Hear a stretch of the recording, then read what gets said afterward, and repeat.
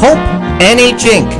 and send it to 1045 Elm Street, Suite 300, Manchester, New Hampshire, 03101. Care of The Morning Show. It's a miracle on Elm Street. You are listening to WMNHLP, Manchester's radio, broadcasting at 95.3 megahertz frequency modulation from the top of 1000 Elm Street. Our studios are located at 1045 Elm Street and licensed to Manchester Public Television Service in Manchester, New Hampshire, USA. Contact us by email at WMNH953@gmail.com or through our website at WMNHradio.org.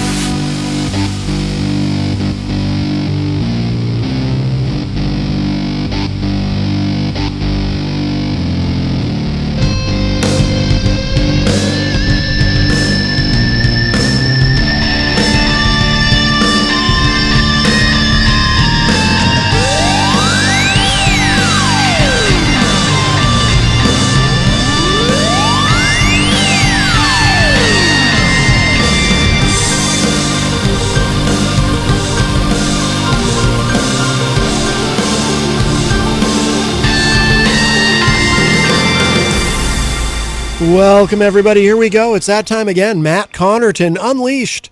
And we are live from the studios of WMNH 95.3 FM in glorious downtown Manchester, New Hampshire. Also on Comcast 97 if you're in Manchester. And hello to all of our online listeners across the nation and around the globe. You can go to my website, mattconnerton.com, for all of your live streaming options, social media links, contact info, show archives, etc., etc. Today is Thursday, December 1, 2022, and I am not alone. If you having girl problems, I feel bad for you, son. I got 99 problems, but a bitch ain't one. I got the rap patrol. DJ Reckless is at the news desk. Hello. What's up? You haven't been here in a while. It's been a while. Been a while. It's been a minute, as I believe the young people say. Is that correct? For the first time in a long time, you've got it correct. It's been a minute.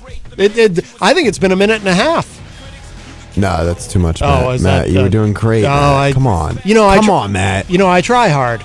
Maybe I try Well, too too hard. hard. Maybe I try too hard, yes. So welcome. You're going to be performing tonight at the 603, correct? Yeah, I'm back there for the next 3 days. With some new gear. Yeah. You got some fancy new gear. Got some fancy new gear that cost me an arm and a leg and a kidney, dude. With lots of Jesus. buttons and... Lots of buttons, knobs. Buttons and knobs. It's pretty cool. I get to work with my fingers. Now, what time do you go on tonight? 9 p.m. Wrong show. No, yes, 9 p.m. tonight. Is it just you, or It's just me tonight. Just you? Yeah, excellent. Saturday night, I'm headlining with my buddy Curtis Classiest Clay. So I get to be the last DJ on. I'm real excited for that because I like short sets. I do. I used to like doing long sets, but now I hate it. I like hour and a half. Really? Yeah, because less is more. Less is more for me. Yeah. Curtis Cassius Clay. That's a cool name. It's Curtis, but his DJ name's Cassius Clay. Yeah. Do you know who Cassius Clay was? No. The actual Cassius Clay? No. Muhammad Ali. That was his real name. Oh. Yes. Yeah, no, I didn't know that. You know who Muhammad Ali is, right? Yeah, of course good. I know who Muhammad Ali is. Just making sure. You know, you young folk, you might not know the... you know who George Foreman is, right? Because he has the grill, the George Foreman grill. Yep, he was a boxer too, wasn't he? Yes, absolutely. Well, very good. So you're going to be there tonight, Friday and Saturday. Yep. Excellent. Very good. Also today on the show, coming up, I think around 4:30, he's going to be popping in. Tony LeBranch, who's been on the show before with us. If the name is familiar but you can't quite place him, he was a Democrat state legislator in the New Hampshire House who left the party and became an independent. And it was quite an interesting story, but he's got an announcement to make. He's running for office. He's running for statewide office, and he's gonna come in here today and reveal everything. So looking forward to that. So he'll be here in a bit. We do want to talk about, of course, the Miracle on Elm Street. And by the way, thank you to the Hop Knot who just donated a $25 gift certificate. The Hop Knot, of course, right across the street in the Brady Sullivan Plaza at 1000 Elm Street. I've only said that 100,000 times, and all of a sudden I stumble on it. It's the cold. It's cold outside. It's freezing. My mouth is frozen is the problem. We'll go with that anyway. But yes, the Brady Sullivan. And by the way, it is Thursday, which means tonight is trivia night at the Hop Knot, hosted by the great Bill Cini. Bill does trivia on the morning shows on Wednesdays, and then Thursday nights he's at the Hop Knot, which is a very popular feature, by the way, trivia night. So call ahead to reserve your spot. But yes, thank you to Kenny and everyone there for the gift certificate for the Miracle on Elm Street, which is coming up. It's less than a week away now.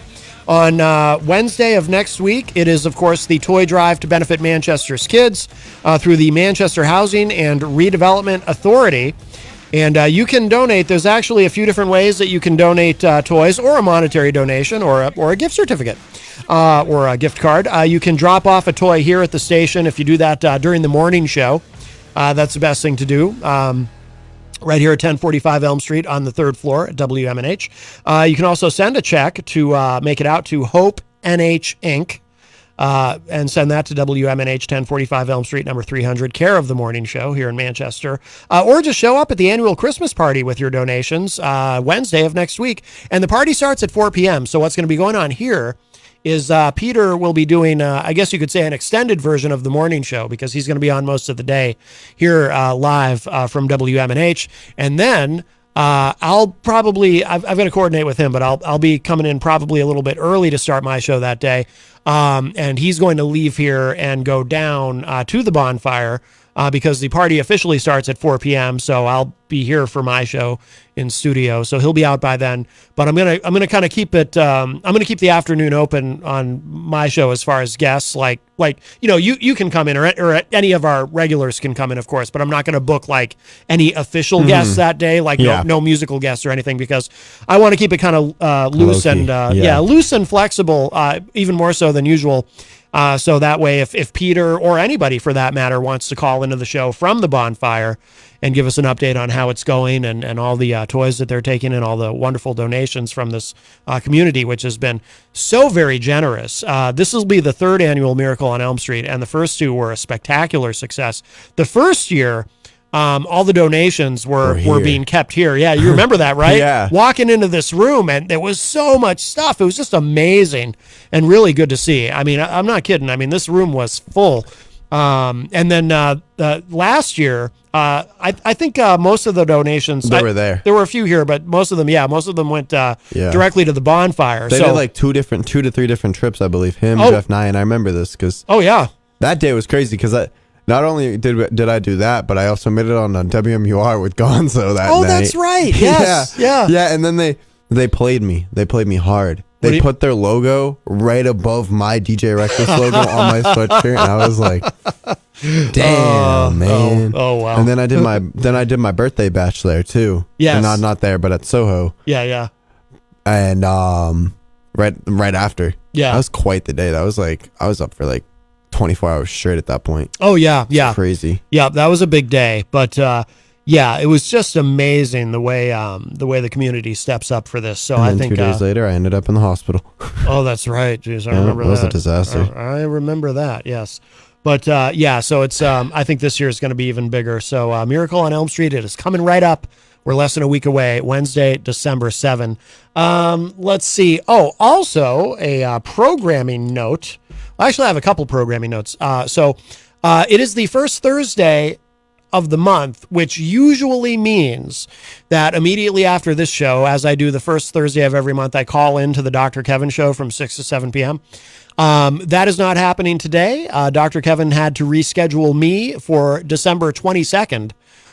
So if you are looking forward to the first Thursday of every month, and because it gives you an opportunity to go, at the end of this show, oh my goodness, I need one more hour of Matt Connarton. Oh, I can get it via the Dr. Kevin show. That's not happening today, so I'm sorry. You'll have to settle for the 2 hours of me. But so that will be on December 22nd, my December 2022 appearance on the Dr. Kevin show. But what is happening that is exciting is tomorrow night, and this is what our friend Paulie C had posted on social media. This Friday night at 8 p.m. Eastern, I'm going to give it another try live as we present what we were going to present 2 weeks ago before the show came to an unavoidable grinding halt. An evening of classic country songs that crossed over into the pop charts, mixed with classic movie clips, commercials, and TV show clips. Classic funny stuff spanning 5 decades. We'll be joined by the insanely talented Katie from the morning show. She'll be with us tomorrow night, as well as Texas Mike, as they sing live in studio. And we'd be much obliged if you join us. Thank you kindly. So that will be tomorrow night for Retro Spectrum Radio. And I think Katie and her dad are also doing Granite State of Mind with Rob Azevedo. So Fridays are very busy around here, as our regular listeners know. You have this program from 4 to 6 p.m., and then Rob Azevedo comes in for Granite State of Mind from 6 to 7. And like I said, I believe Katie and her dad are going to be here. He is also very talented, Katie's dad. I haven't met him. I'll get to finally meet him. And then, of course, Katie will be here with Texas Mike and Paulie C. and myself for Retro Spectrum Radio tomorrow night from 8 to 11 p.m. I got to talk to Paul about doing like a 90s hip-hop night. Oh, that'd be cool. That'd be crazy. That'd be I'll very take cool. a Friday night off for that. Yeah. I think that would be fun. Yeah. He was doing a lot of DJing in the 90s. That's what he was saying to me. He brought. Yeah. I think you were here for the conversation we had with him. I think he's like, he said Technique 12s, and I was like, oh, so you were like a DJ. Oh yeah. Oh, okay. Yeah. Absolutely.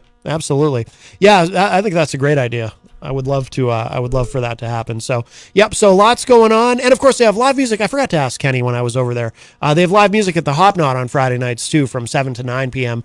I'll have to send Kenny a text, and I should have asked him while I was there. I totally forgot, but I like to promote who's playing live at the Hop Knot. Tonight's trivia night. Tomorrow night's live music. I don't know if they have anything special going this weekend, but we do love the Hop Knot. And we would love to hear from you. 603-250-6007 is our studio line. 603-250-6007. You can also text us at 617-917-4476.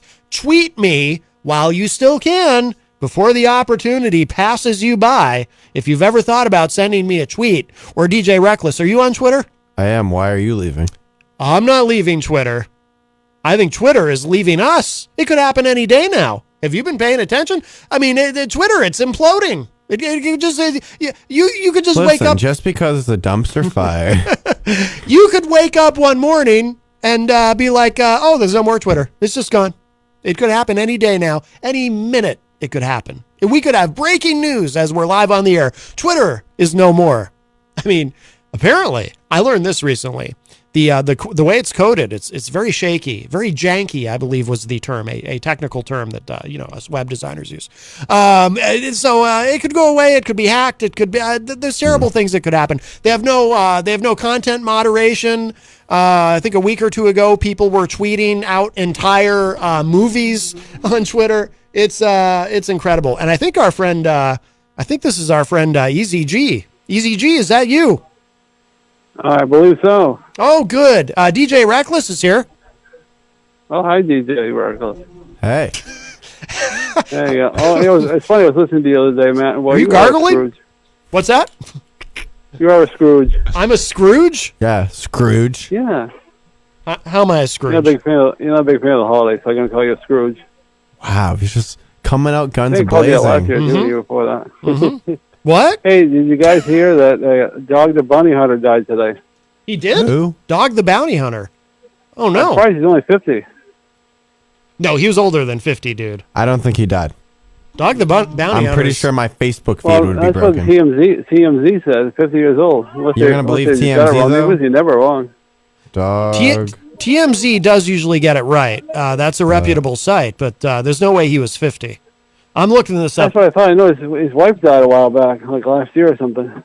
Oh my God, TMZ. You're right, Eric. Dead at 50? That guy was only 50 years old? No, Yeah, no, we did it right on no. those You guys. you guys are incorrect. I see it. Yeah, but go ahead, Reckless. It's his co-star. David Robinson died. Yes, that makes more sense. Yo, you scared me for a minute. I was like, there's no way. Egg in my face.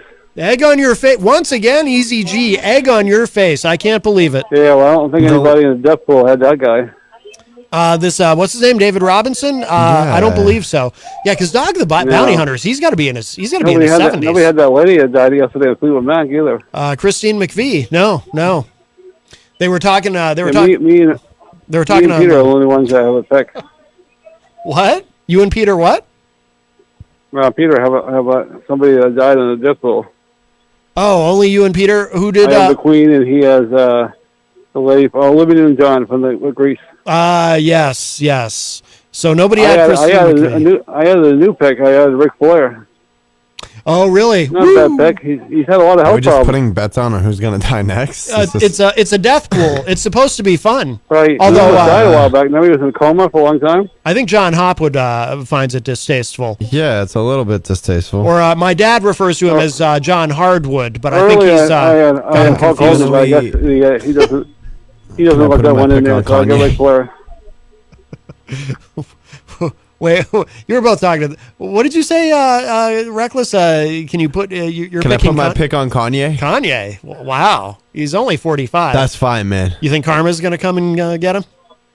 Not Karma. Not Karma. No. Oh well, No. we don't want to encourage. Although we could stick MC Hammer on him because, as you know, MC Hammer. Yeah, I never know stories. Oh God. MC Hammer almost had me killed. I could have been in the death pool. Yeah, true. Back in the day. But the hot news today is William Regal coming back to WWE. You really think that's happening? Yep. Breaking news. Oh, Are you sure? 100%. hottest rumor on the web. Yeah, that's because Triple H and he are good friends, and I'm sure Triple H wants him back, but he's in a 3-year deal with AEW. He's not going anywhere. Yeah, they're going to buy him out. They're not going to buy him out. Well, who knows? It's a rumor. It is a rumor. He's not that good. You can take it with a grain of salt. But anyways, the storyline is he got beat up by MJ there. MJF? Cross knuckles. That dude's a clown. Well, you know he's a bad guy. Who's a clown? MJF? Yeah. In what way? Explain. Dude, he is the laughing stock of AEW. Every clip I see of this man, one of them was, I can't even say it, it's PG-13. Let me tell you that. I was like, but if I did that in public, I'd be canceled. Yes, well, he's MJF. If I went up to a woman and did that, I'd be canceled. It seems like everybody gets seen for the belt in AEW. It keeps going back and forth. Charles Richardson in the chat says William Regal's contract expires in March. Oh, that's sooner than I would have thought. Well, he probably will be back in WWE then. I'm sure Triple H wasn't happy. The web says December, but who knows? Who knows? There's a lot of things going on. The World Wide Web. Charles knows. He said March. I watched the whole Survivor Series in different parts, though, because you can watch it later on Peacock. That was pretty good Survivor Series. Oh, did you watch it? Yeah, I was I liked impressed. it. I wasn't impressed. How was the Bloodline match? They gave the belt to that young kid again. Huh? Young kid? What? They give the belt to that young kid again. Austin Theory. When they had the King of the Ring bad guy. Not King of the Ring, but I already said his name. His name's he Austin won the ladder Theory. match there. Yeah, Austin Theory. Yeah. They give him a Austin big Theory. push. They want to give him the belt someday, I heard. He said yeah because he wanted to make sure he said yeah for every time you said his name. So there you go. Yo, so they want to give him a big push. Young kid, they want to put the bells on him. Yeah. I see that happening next year. Me too. There is talk of what? You know what I always say, right? Push the young kid. I would love to say it. There is talk of what? Logan Paul and Cena. Oh yes. Well, he's injured if now. If that happened, yeah, he'll be fine though. He's got that rich people's money. He's got that rich people's money. I had to laugh at the other day. I was watching AEW and Jeff Jarrett was on the screen. I thought, oh, God. Eric, I love you, but can I talk? You just cut me off, yes, man. Yes, you can. Right ahead. I love you, man, but you cut me off, dude. Oh, sorry. It's okay. I've done it too. But yeah, no. Yeah, he is injured. He definitely tore his ACL, MCL, and whatever, TCL, BCL, whatever is in his knee, bro. Yeah, it's like doing algebra with all his injuries. Yo, literally. But he's expected to recover in like through 6 weeks, I think it was. Oh, that soon? Yeah. Well, he had to cancel his boxing match anyway. He had a match in January. Yeah. So, seeing that kid fight though, like seeing him wrestle, I was like, that is crazy. Oh, Jenny and I watched the match with Logan Paul. Oh, actually, I think you were in the room. I was in there. That's right. Yeah. With Roman Reigns. Yeah, very, very good. Very good. Yeah, but he's gonna be careful though. All that high flying, though, that's gonna take a toll on him. No, I like that he did the spot with while on with the camera. Yep. While on Instagram. You know what's crazy is this, right? Little small like I forgot the word. It's not a small world, but so his friends that he does Impulsive with that podcast, right? Who got thrown around in the ring. Yeah. When I was in LA, I ran into one of them. Yeah. And we got to hang out. Oh. And I was like, because my buddy knew him, and I was like, what? Lucky. I'm like, now this man's getting a whole concussion. The way that kid was thrown into that thing. Nope. Easy. Have you ever had a concussion? I can't say I have, no. Oh, yeah, I've had two, yes. I can't say I have, but I've had two. He couldn't say it because of the concussion. I had two, yeah. Interfered with him saying it. You've had two concussions? I was actually kidding. You've actually had two concussions? Why? Yes, I did. I had one 8 years old when I fell that 25-foot cliff. Oh, yes, the 25-foot cliff at Rock Rimmon. 16 when I fell off the bike going to King Burger. Uh-huh. King Burger. King Burger. Burger King. Yeah, it wasn't fun, by the way. I don't recommend it. Oh, Reckless doesn't know this. Back in the day, we used to call it King Burger, and then they changed it to Burger King. I see my meme called it that. You know how those Canadian companies are. They're always changing names. Who knows why she called it that, but she did. That's what they called it. Wait, I remember it was King Burger. I'm sorry. That's what they called it, King Burger. Yeah, one last thing. What are they doing? Yes. What the hell are they doing with Bray Wyatt? I can't understand what they're doing with him. Bray Wyatt. Bray Wyatt, yes. What's going on with him? Well, we'll just have to watch and find out, won't we? I haven't seen him wrestle anybody. He seems to. Oh, he's good with the microphone, obviously, but Yeah, he is. He's better with seen the him wrestle anybody. His matches are okay, but I like. I'm always intrigued by his character and this Uncle Howdy. Yeah, I know one of his relatives died there a while back, right? Who died? One of his relatives, Bray Wyatt. Oh, yeah. One of the people that was in his faction. Oh, yeah. Oh, right. Of course. Yes. Brody Lee, Yeah. who was in WWE. He was blanking on his name.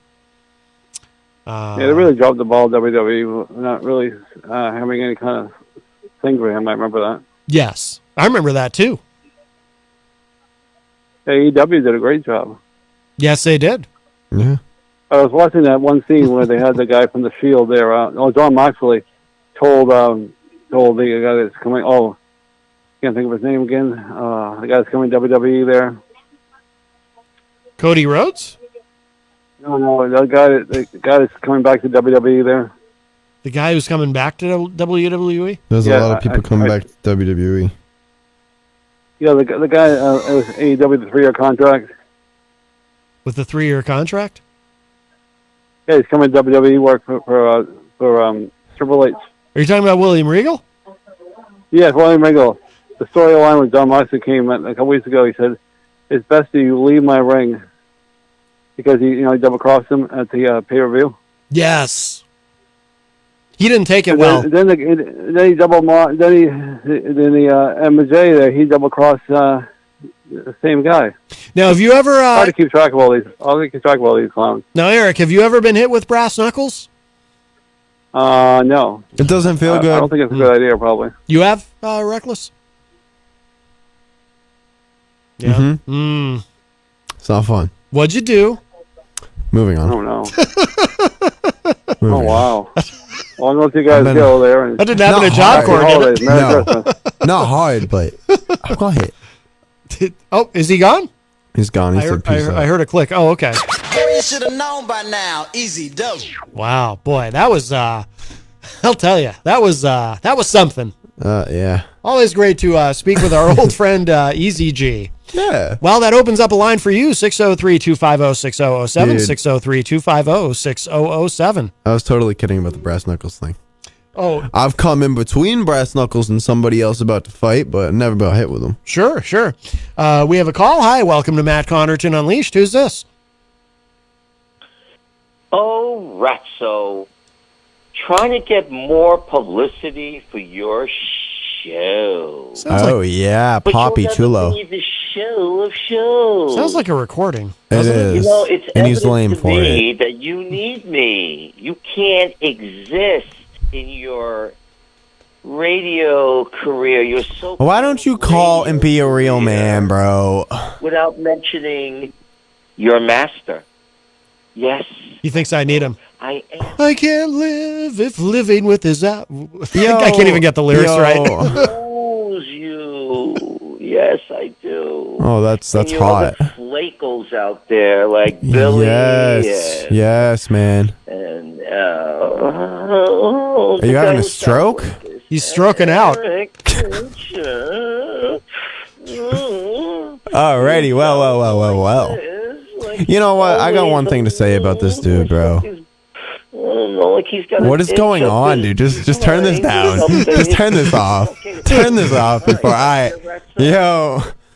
Anyway, I just wanted to say I love you. say hello. I just called to say I love you. Whoa, okay, yo, what is going on? Just, yo, no. Well, that was interesting. You know what? I got one thing to say to that old hag. Okay? I like your theory. I think he was having a stroke. I do too. I got one thing to say to him. Yes. He just needs to grow up and be a real man. You're calling and making recordings, dude. Like, you're lame. You're a goofy, bro, when it comes down to it. Yeah, I know he probably won't understand half of what I'm saying. Yes. He's probably stroking out over there. Right. But, like, I'm over it. It's been 9 months. I don't get why we all keep entertaining this dude. Well, like, everybody sees your Facebook Live comments, bro, even when you block them, because you're stupid and you don't know how to block people on YouTube or Facebook. You're just lame. Oh, well. We'll move on. We'll move on to relevance. Relevance. We don't Lame-o. 603 Goofy. 603-250-6007. 603-250-6007 is the studio line. If you'd like to join us today on the program, our friend Tony LeBranch should be arriving soon too. He has he's got an announcement to make today regarding his candidacy. Do you ever think about running for office there, Nope. DJ Reckless? I'm good. I'm very much good. I'm set on that. Do you feel you would be unelectable? No, I feel like I'd be too good and I'd beat everybody. I thought maybe you were concerned that the story about the brass knuckles would come back to haunt you. No, I know who I should run against though. Somebody would take that up in a campaign ad or something. That's a lot of things they could add up. Right. We'll say hello to everybody in the Facebook live chat. Crystal, our friend from the great state of Illinois, joins us in the chat room. Hello, Crystal. Oh, and actually via phone, our friend Ron is on the line. Hi, Ron. How you doing, guys? Good. Hey, Matt, because I don't know anything about it, and we sort of discussed it the other day, and I know that you were limited, but am I under the impression now that if you own Bitcoin that you just lost all your money? Is something just taking place that you're aware of? Yeah, I mean, I don't follow cryptocurrency too closely, but there's that FTX situation where, people lost entire fortunes. And, I personally, I've never, I've talked to people who've done very well with Bitcoin who got in early. In fact, Jenny has said that, she knows people who they got in really early and ended up being able to cash out and pay off their mortgages and things like that. But, to me, it's just, I don't see the point of it. It's just gambling. It's like, it's not real. It's just a fake imaginary currency. And I don't know what the point of it is. You know what I mean? Yeah. It's not in any way like a pyramid, though, is it? To a point. Well, I don't know. Yeah, not exactly, but I wouldn't say it's nothing like a pyramid. All right, I'm going to gather some of my own information because curiosity has me. Because, in the beginning, I was saying, wow, this is awesome what I'm hearing, all these stories. And then I caught something on the tail end today that just led me to believe that, if you had it, it's lost its complete value almost. Yeah. I mean, it can happen. You can put a lot of money into it and come up with nothing. So. All right, thanks. And Mr. Upward, if you have any input, I would be interested to hear it. Yeah. Thanks, guys. Let me tell you my Thanks, input. Ron. Yes, go ahead, Mr. Hopwood. Yeah. I'm terrible at that. I was going to say, is that your John Hopwood impression? Yeah, no offense, but that is back really in 1942. Now, I don't do a as you know, I'm not good at impressions myself. I don't do a John Hopwood impression, but I do an impression of Gonzo's impression of John Hopwood. Are you talking about Howard Zen? Howard Zen from BU? Howard Zen when he lived in San Francisco. So that's my impression of Gonzo's impression of John Hopwood. You got to make it sound kind of nasally. Well, yeah. Yeah, I can't do it. But but we love John Hopwood, of course. No disrespect ever.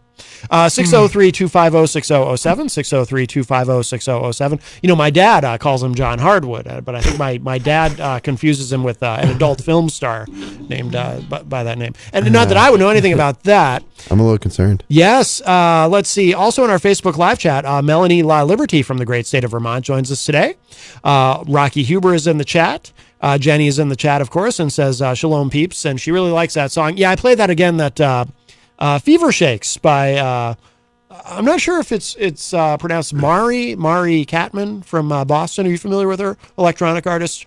No. Really good, really good. It sounded really good. Yeah, you had to you missed part of it, but yeah, I really like that song quite a bit. Let's see. Pack on the Blue Spot joins us in the Facebook Live chat. And by the way, now I'm going to go out on a limb here. I'm not familiar with this individual, but I'm going to assume that they might be from Greensboro, North Carolina. You know, we have a lot of fans in Greensboro, North Carolina, and they all speak very similarly, and they use a lot of hashtags. Pack on the Blue Spot says, "Good afternoon, hashtag Matt. We say, how are you doing?" Hashtag Matt. And Pack on the Blue Spot also says, "We say, hashtag Matt, who's the guest? He is cool, we said." DJ Reckless is here at the news desk. He's not really a guest. He's a friend of the show. He's got, he's someone who appears regularly, so he has elevated status. He's above a guest. He's not I'm a mere elevated guest. status over here. Yes, elevate. Ooh, that'd be a good name for. Took me a while to get here. Elevated status. That'd be a good name for DJ, wouldn't it? It took me getting kicked off the morning show to get here. Well, you didn't get kicked off. You just weren't invited back for a long time. For an extremely long time. Damn, who's that sound like? Oh, it sounds like my relationship with the goat. Oh no! Not inviting me back and then canceling me in the last 30 seconds. I wasn't aware that you were in a relationship with a goat. I don't think Whoa, that's run fully. that back. I don't think that's fully Whoa, legal. That is not legal. But that is fodder for those of us who think that we're hillbillies here in here in New Hampshire. But yes, I would not approve of that. And if there is no legislation outline that, I would certainly support such. Hello. So our guest has arrived. Oh, I'm going to adjust that camera in a moment. But Tony LeBranch is here. How are you, sir? I'm doing pretty well. And I like the suit. Thanks. You look very. You look like you're running for something. Yeah, that's why I came here today. Very good, very good. Now, you and DJ Reckless have not met yet, I don't think, have you? I've seen his name before, definitely. You have, yes. I've definitely seen your name somewhere. Yes. Melanie in the chat room says, did Christian just say he has been loving a goat? Moving on. See what you walked into? That is not at all what I said, but moving on. Right. Yes. You were talking about a goat and your relationship with it, but you didn't say that you loved the goat. No, not even close. Oh, I'm sorry. You're astronomically I off. could have sworn you said relationship and goat. No. Oh. Okay. Yes, but no. Nothing to do with a relationship with a goat. Oh, good. Okay. You had me concerned. Now stop before I dig this hole deeper. Okay. This poor man's probably like, what is going on right now? He's been on the show before. He knows. He knows what goes on. I'm not dating a goat. I swear. So what's going on, Tony? What have you been, before we get to your announcement, what have you been up to? Of course, you're no longer a state rep, correct? No, I resigned in August because I was moving to Canada, but plans have fallen through and I'm back in the Granite State, baby. Oh, excellent. Pack on the Blue Spot in the chat room says, hashtag Tony, we said you have a great suit. Thanks. That's how they speak in Greensboro, North Carolina. That's totally. Yes. Yeah. We'll go with that. So you're getting back into running for office? Yep. I'm actually giving you the first scoop. Oh, very good. The actual public announcement's coming out tonight. But I'm announcing to you and everybody in the Granite State that I am running for Speaker of the New Hampshire House. Now, how does that work? Because you're not currently... how does that work if you're not currently in the House? The New Hampshire Constitution doesn't actually have a requirement that the Speaker must be a member. Really? It says that the House is free to choose whoever they please. And the House rules also do not state anything about having to be a member. And I've checked with the clerk of the House, and that is currently the situation in New Hampshire. As long as you're over the age of 18 and a registered voter, you are qualified to run for Speaker of the House. Oh, wow. Yeah. What and why? Why are you running for this? So I had never thought about it in a million years. Yeah. But seeing that the New Hampshire House, the results that came out in the previous general election just a few weeks ago, it's 202 to 198 at the moment. So Okay. 202 Republicans, 198 Democrats, pending the 2 recounts. So it is a nearly evenly divided House. And at the moment, we have two people running for speaker, the leader of the Republican caucus and the leader of the Democratic caucus. But I don't think an evenly divided House warrants having a partisan speaker. That is to say, a Republican or a Democrat leading the House, because, we've always had issues in the House with members of the opposing party respecting the speaker, because obviously if you're a Republican and the speaker's a Democrat, you're always going to say, they're doing something in a partisan manner. Right. And I believe we have seen, in the past, the speaker's position be used to further a partisan goal. But, when you think about the role of the speaker or the presiding officer of a legislature, they're only supposed to, apply the rules and keep the decorum of the House. Mm-hmm. That is all the speaker's supposed to do. It is supposed to be a procedural role. Yeah. But here in the United States and here in New Hampshire, we've seen it's, actually probably one of the most partisan roles. But I think we need to start thinking about, especially if there's an evenly divided House, going back to what the speaker is supposed to be. And that is someone who will apply the rules, keep the decorum, and that's it. And maybe try to bring the House together. Yeah. And I think as one of the two independents last term, I'm uniquely positioned, having friends in the Republican caucus and the Democratic caucus, to be that person that will bring some sort of neutrality to that position and actually bring the House together instead of, at the moment there's two, Sherman Packard, who's a Republican, and Matt Wilhelm, who is a Democrat. And, I think it really takes somebody who doesn't have that partisan affiliation with them to lead the House. Interesting. Yeah. Now, has this ever been done before in New Hampshire? I don't believe so. I think I would be the first person who's not a member to run. And I think it would also, yet again, be the youngest in history as well. How old are you? I'm just turned 21. Wow. Yeah. Wow. You're younger than DJ Reckless. He just turned 22. Whoa. Yeah. Okay. Yeah.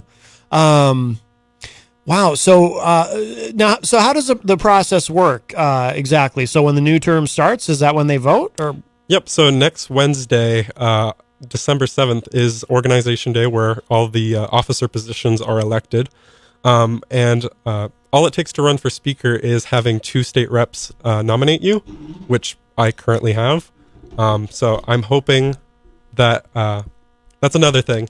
Because I'm not a member of the House, I'm not allowed onto the House floor. Oh. So I'm not allowed to give a speech on the House floor unless the rules are amended beforehand. Yeah. But I'm hoping that the people that will be speaking in favor of me will cover all the bases and say everything I would like to say in front of the House. Right. But hopefully the House votes to allow me to speak on the House floor.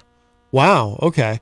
So you have people who are going to try to advocate for you, or who are, or who are going to, I assume they haven't started any of this yet, right? Because you're just announcing this now, or maybe they have. I've been doing a lot of work behind the scenes for the past few weeks. Okay. Because obviously it was just an idea being floated around for the most part for a while. But the conversations I've been having with representatives and even former representatives have gone a lot better than I thought they were going to go. Yeah. Because I think everybody understands that it doesn't make sense that if the House is going to be evenly divided, that someone who is so openly partisan be the leader of the House, because it really takes somebody who's going to bring everyone together and actually do the people's business, because that's what the people voted for. They voted for an evenly divided House. Yeah. So I'm thinking of, I have a few ideas in mind if I were to become speaker, or at least I hope to put out there so that, the future speaker takes those ideas. The first 2 are pretty simple and are actually already in the House rules but haven't been applied properly in the past, and that is committees should be appointed proportionally. That is, if you get 50% of the seats, you get 50% of the, committee seats. Yeah. That has not been the case in previous terms. Really? I know in the last term, and I don't want to speak negatively of my opponents, but the last term, there was controversy because a few of the committees were appointed with more Republicans than Democrats. Okay. So the speaker was using his authority to put more people on those committees. Oh, okay. So because it's 202 to 198, I don't think it warrants every single committee being a majority Republican. Yeah. I think committees should be evenly divided because that's what the House rules say. And then the second thing I want to do is if they're going to be evenly divided, that the chair be from the majority, so Republican, and the vice chair be Democrat, because hopefully having a chair and vice chair from opposing parties, maybe they can work together and actually find common ground.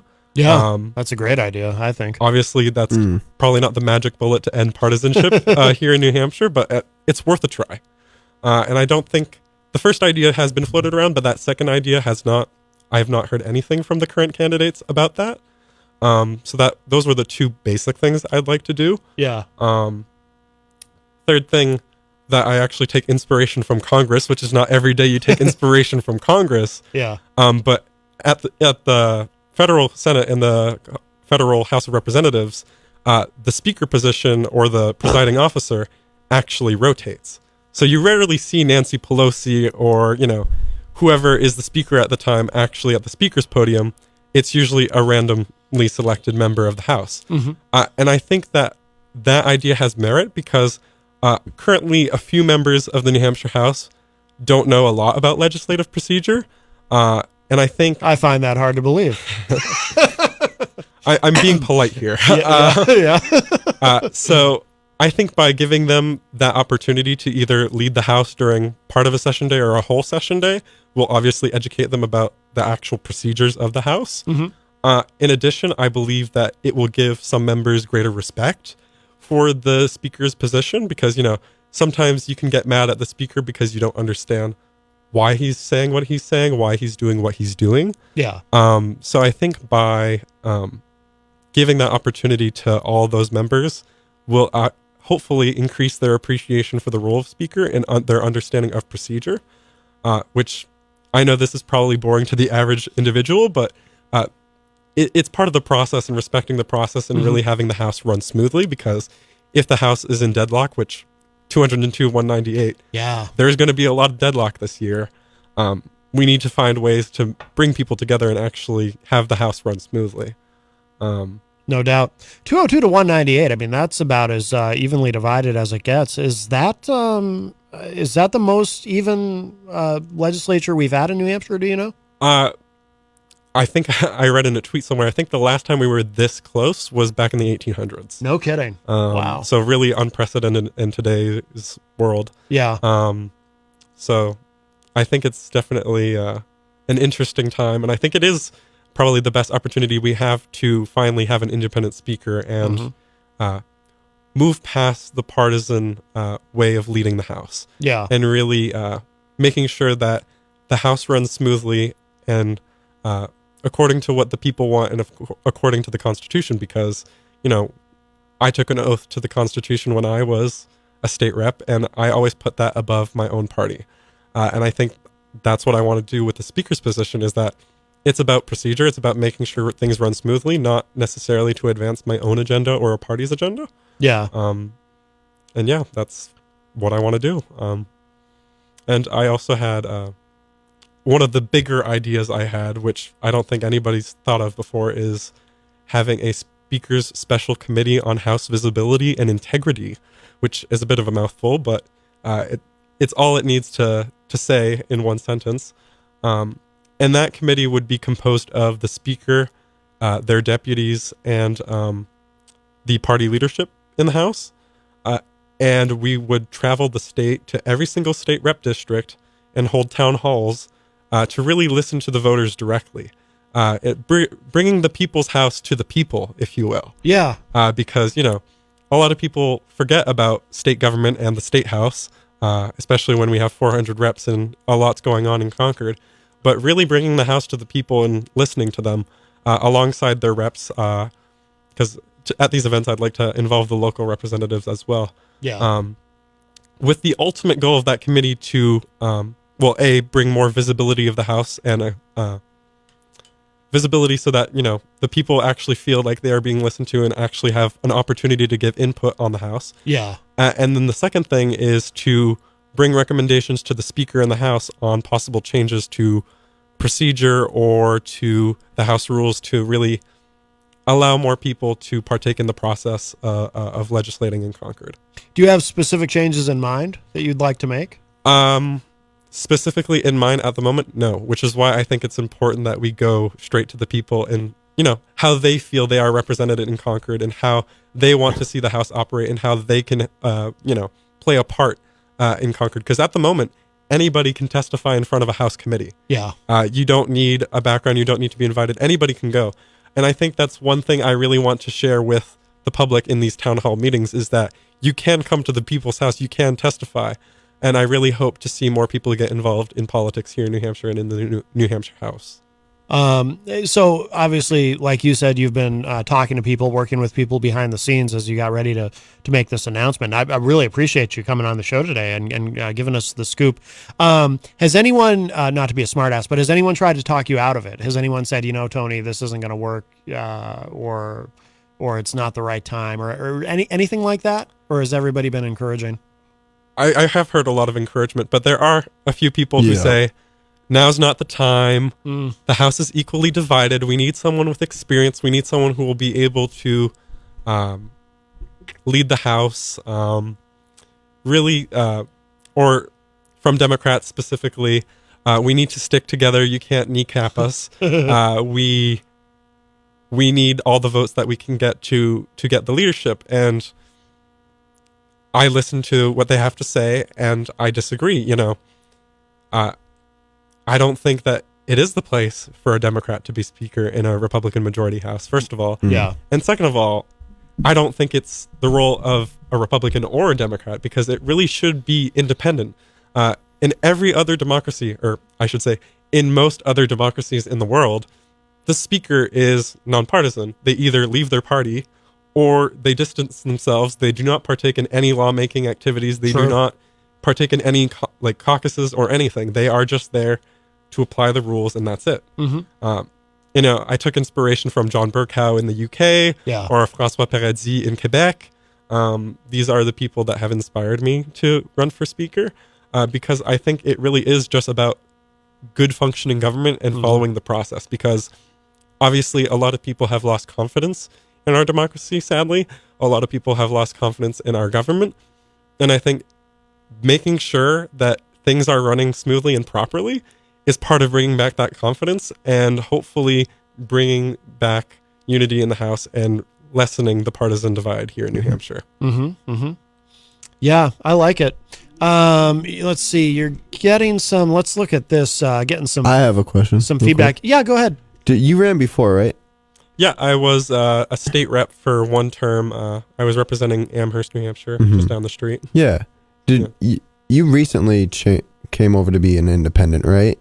Yeah, I left the Democratic Party in February of this year. Do you think they will throw that into the wind against you? That's a good question. Some of them already have. Some of the people who don't want me running are obviously not wanting me to run just because I'm not a Democrat.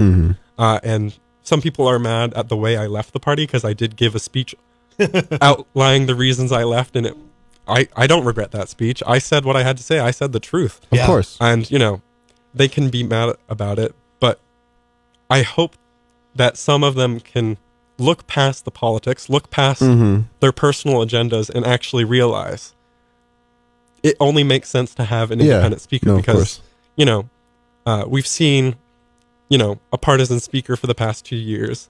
I hate to say it because I hate to be that guy who attacks his opponents, but that is the reality. I hope that some of them can actually see that it is time for change in the House. No, of course. Have they ever thrown age at you? Oh, yes. Dude, I wouldn't put it past any of them. Especially in the New Hampshire House. Bob Backus, and it's kind of a mean joke, but Bob said it himself, so I can say it, that the average, this was years ago too, I heard him say this, that the average, or the median age of the New Hampshire House is deceased. So there's a lot of older He's folk. not wrong. Yeah, I think when I was elected last year, I brought the average age down by like 2 years alone. But yeah, a lot of them don't necessarily say it's my age, but my experience. And to that I say, yes, I only have a term under my belt, but Sherman Packard, the current Speaker of the House, had 30 years of experience before he ran for Speaker and became Speaker, and he still struggled. He had the clerk of the House, Paul Smith, whispering in his ear, and we could hear him accidentally whispering into the microphone most of the time the first year. Literally? Yeah, we could hear them say whatever he was saying, like, "Oh, it's a division vote," or members, interesting, whatever it was. We could actually hear the clerk telling the speaker what to do, which take whatever you can from that. But right. I think that, whether having 30 years of experience or just 2, I think it's a role I could learn in, because I obviously played a big role in the independent caucus when we were formulating strategy and using parliamentary procedure. So I think I have enough experience to be speaker. I'm definitely willing to learn on the job. But I think also having fewer years in the House actually can be a positive. Yeah, definitely. Because I don't have that baggage, is the word that people have used, is like, I haven't, yes, I did introduce bills, I fought for bills, but I don't have that past of negative relationships or relationships that have soured, or, I have been so blatantly partisan for one bill or the other. So I think it's actually good because I don't have that baggage around me, so people can actually see me as independent. Yeah, you're not jaded per se. Yeah. So I don't have that baggage with me to, be thrown at me or discredit me, because, I'm just a 21-year-old guy who wants to make sure that New Hampshire government is running smoothly. It's as simple as that. Is I come at it with very good intentions and a pure heart. Yeah. And so obviously you'd be the youngest speaker. Were you the when you were a state rep? Were you the youngest state rep ever elected?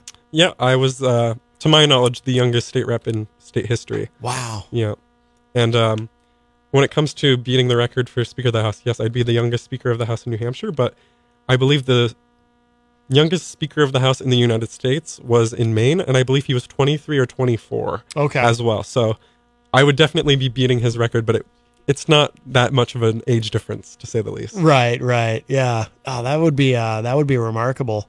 So they'll vote, and are there, how does that work as far as other candidates? Will both the Democrats and Republicans each put up candidates, and then you'll be the one independent candidate, I assume? So at the moment, it is just the current speaker, Sherman Packard, who is a Republican, and Matt Wilhelm, who is a Democrat. He's new to leadership this year. I've worked with him a lot. I respect him. But he was the chair of the Democratic Victory Campaign Committee for the House. So he is seen by Republicans as very partisan. Obviously, if you're running the campaign arm of the party, you can't help but be partisan. Yeah. And like I said with Speaker Packard, we've seen him partake in Republican caucuses and, really pushed the Republican agenda forward. Yeah. So on Organization Day, to my knowledge, it is me, Speaker Packard, and Matt Wilhelm. So there is always the opportunity or possibility of another person running. We saw that with former Speaker Jasper. It was Republican O'Brien versus... I remember this. Yes. Yeah. Yep. So he did not get the nomination for the Republican caucus.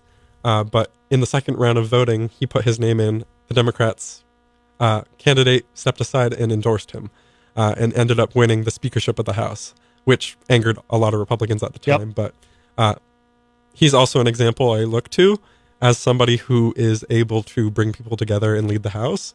Obviously, people have issues with him depending on what side of the aisle you're on, but that's an example I'm looking forward to on Organization Day. There's obviously the opportunity for other reps to do that I haven't heard of, but I've talked to members, both Republican and Democrat, and people have said that they're surprised that nobody else has any whispers of running. So at the moment, it's looking like a three-way race. Yeah. And even if I weren't running, if it were just Representative Wilhelm versus Speaker Packard, I don't think anybody would win on the first ballot, because to become Speaker of the House, the way the voting occurs is you need 50% plus one. Okay. I don't know if it's members present or in total. So you need 201 people to vote for you. That's not really easy when the majority is 202 to 198. Right. So, one person has a head cold and doesn't come in. Right. One representative's in jail. They can't come in. So that could... Has that ever happened? Actually, I was talking to somebody and they said that legally speaking, that representative who's currently in jail could get out for the day to attend session because under the Constitution, you cannot be held in detention if you're a rep for session days. But anyways, that's a whole legal theory. Only in New Hampshire. Yeah. That's to say that it's anybody's game at the moment, and I don't think anybody's going to be winning on the first round. Yeah. Even if I weren't running, I've heard, that Packard will not get the 201 votes on the first round, and I don't believe Representative Wilhelm has the support within his caucus, let alone picking off some Republican votes to win. I don't think he'd win on the first ballot, nor do I think he'd win in general. Yeah. And for the Republican side, Packard might not win on the first ballot, but he might win, they might fall into line, as they say, and win in subsequent ballots. But it's really anyone's game, and it's really going to be interesting to see what happens on December 7th and how the first round of voting goes, etc. But if we need a compromise candidate, I'm hoping to be that compromise candidate. Yeah. Yeah. So that would be that's your opportunity then, really. So how does that work if it goes to a second round? Is it the top two? How does that? So I believe the first 3 rounds, nobody gets eliminated. Oh. It's really just to see where the support ends up coalescing around. Gotcha. But I believe after subsequent rounds, there's the opportunity to eliminate the last place person. Okay. So, very interesting. Because in the past, there have been protest votes. I believe it was with Jasper, but I think it was either his second term as speaker. I'm blanking. Anyways, he didn't win on the first round because a few Republicans wrote in somebody else in their caucus. Oh. So nobody won the first round, but in subsequent rounds, they took it more seriously and voted for Jasper as speaker. So I'm just interested as anybody could be for Organization Day and how it's going to turn out. Yeah, no doubt. We've got some feedback going on here in the Facebook live chat. Pack on the Blue Spot, they're very encouraging and nurturing in Greensboro, North Carolina. He says, we say that is so awesome, #Tony, and we agree with you, sir. Very nice. Rocky Huber says, who else thinks he looks like a cooler version of DJ Reckless?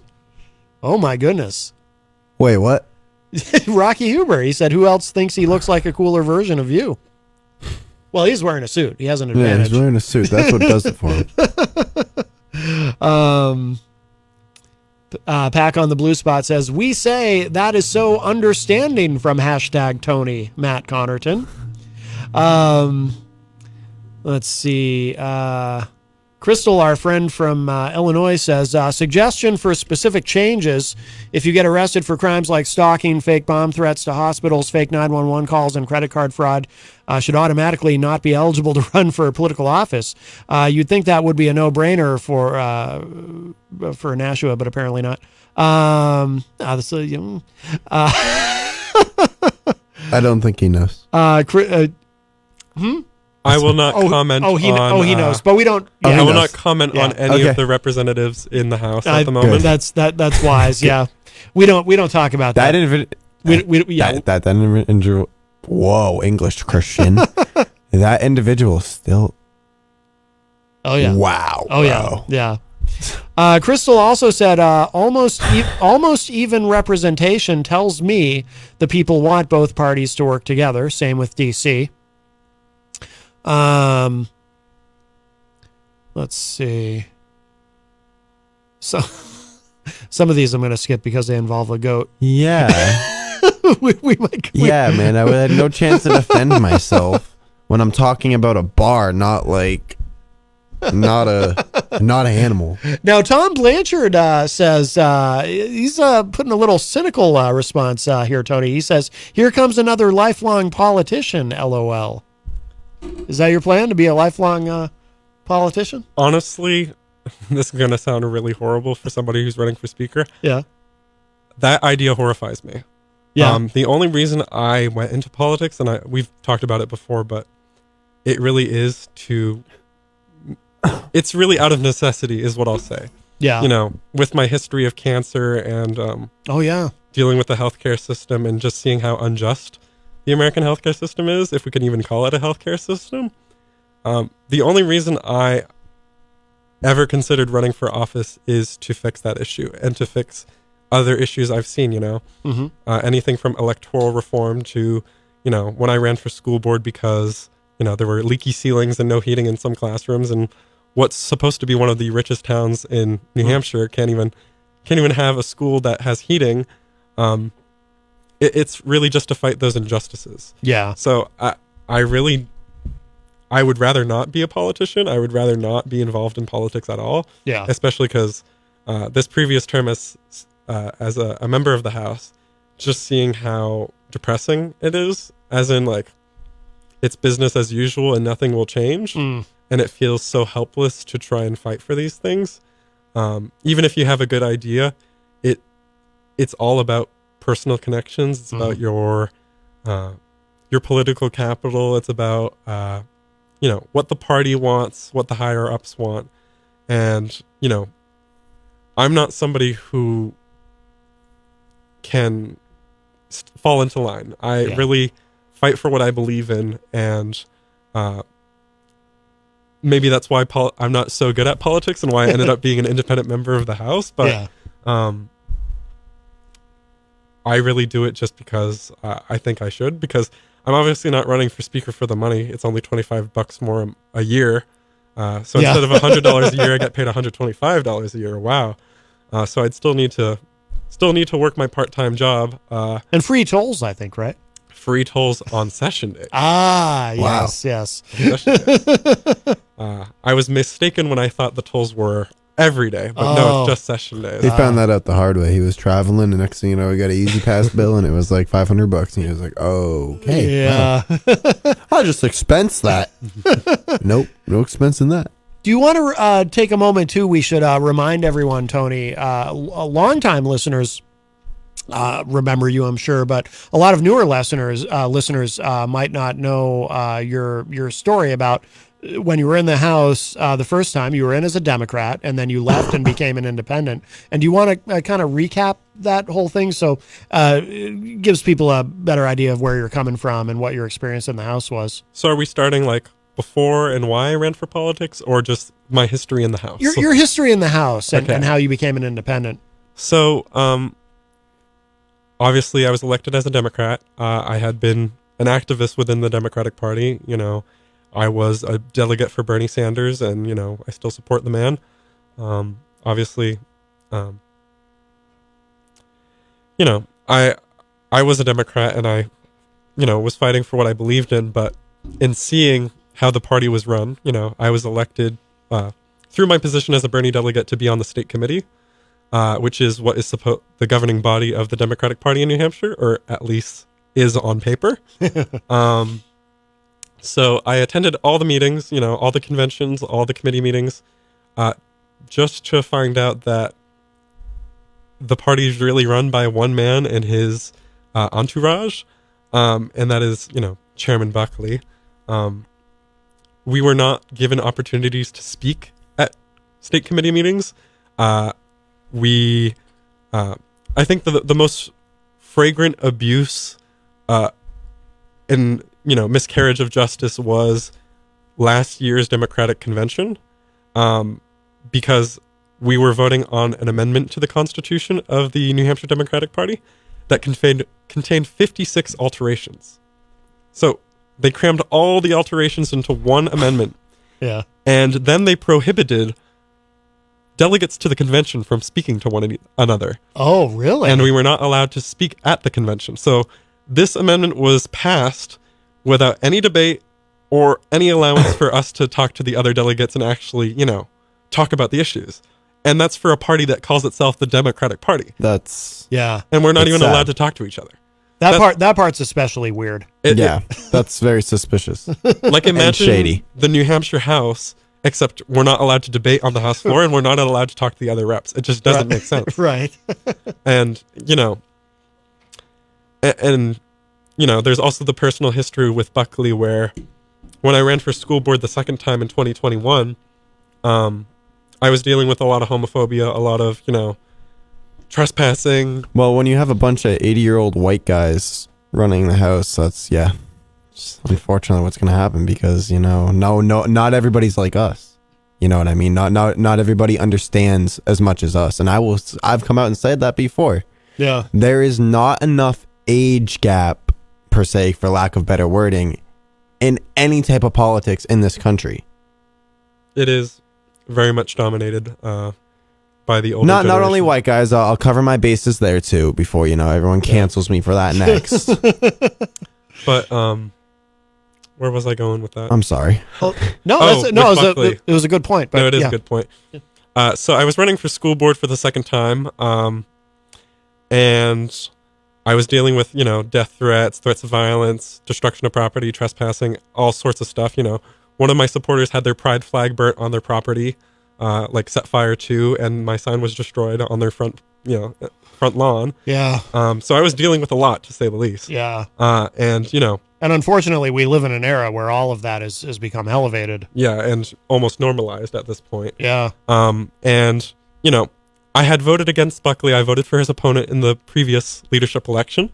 But, you know, I still respected him. I still thought, you know, as the leader of the party, I could reach out for him for help, advice, or whatever he could offer me. Yeah. Because, you know, obviously the Democratic Party can't really get involved in municipal races that are nonpartisan. But, you know, I texted him, I reached out, and I said, hey, this is what I'm dealing with. You know, this is really serious stuff. I've never really dealt with it before. Could you call or, you know, give me some advice at all? And he basically responded by saying, I'm busy. Send me an email. Yeah. So I did. I sent him an email and I sent the party office an email. Never heard back from them to this day. It's horrible. So I think the moment I voted against him or, you know, supported his opponent, I was put on his blacklist, which is consistent with what I've heard other members of the party who have gone against him is if you don't support Buckley in the Democratic Party, you can't go anywhere in the party. So, yeah. I've heard that. He leads it with an iron fist. Sorry. Leads it with an iron fist, and it's just an undemocratic party. Yeah. And then you gave the can you that's okay. Can you talk about too when you announced you were leaving and the speech and everything, because that's a pretty interesting story. Yeah, so when I left the party, we were still meeting at the hotel just down the street from here. Yeah. And I got up to give my speech, and I think I was like 3 or 4 sentences into my speech when the Democrats objected to my speech. And just to give context, I was giving a unanimous consent speech, and once consent is pulled, we must vote on if the member's allowed to talk. So the Democrats, 4 sentences into my speech, objected, and we had to vote on if an elected representative from Amherst, was allowed to talk. Wow. And obviously, I saw it coming. I knew it was a possibility that they would retaliate against me like that. Yeah. So I had talked to a few of my Republican colleagues and said, in case that occurs, do you have my back so I can speak my piece? Because, you know, it wasn't intended as a partisan attack. But just to be clear, so it sounds like everyone knew what your speech was going to be. They knew what the crux of it was. Because otherwise they wouldn't have had any.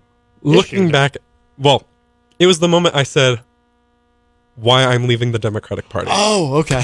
Yeah, that'll do it for you. Gotcha. Yeah. So it was front loaded. Yeah. In that sense. In that sense. So literally 4 sentences in, they shut me down. That makes sense then. Okay. But looking back, I think a lot more people knew what was coming just because I had, had whisper conversations with other reps who probably had overheard me talking about it. Yeah.